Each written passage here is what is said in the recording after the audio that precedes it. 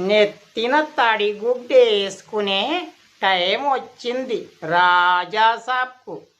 నేను చెప్పాను రాజకీయాలంటే అంత ఆషామాషీ కాదని. నేను సీఎం అవుతానంటూ మీసాలు దువ్వాడు రాజాసాబు. ఇప్పుడేమయ్యింది? ఎమ్మెల్యేగా కూడా డిపాజిటు గోవింద అయిపోయింది. కత్తి పట్టుకొని వేల మంది తలకాయలు నరుక్కుంటూ పోయి సామ్రాజ్యాలను గెలవడం కాదు రాజాసాబ్. నీకు అర్థమవుతుందా? ఇది కుటిల రాజకీయం. అర్థమయ్యిందా? ఇక్కడ నవ్వుకుంటూనే తలకాయలు కోసేస్తారు. అందుకే మళ్ళీ రాజాసాబ్ నీ రాజరికమే మాకు కావాలి.